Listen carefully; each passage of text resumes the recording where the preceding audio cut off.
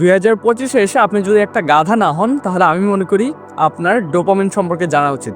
কারণ আপনি ধরেন একজন স্টুডেন্ট বা আপনি যেকোনো পেশার মানুষ হন না কেন, আপনার কাজ কিন্তু আগে। আর এই কাজ করতে গিয়ে বর্তমানে আমাদের মেইন প্রবলেমটা হচ্ছে ফোন।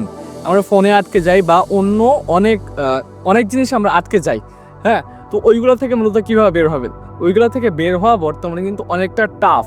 তো আপনি যদি ডোপামিন সম্পর্কে জানেন, ডোপামিন মূলত আমরা যখন আনন্দ পাই বা আমরা যখন খুশি হই, মানে সহজ ভাষায় বলতেছি আরকি, তখন ওই ডোপামিন হরমোনটা আমাদের ব্রেন থেকে রিলিজ হয়।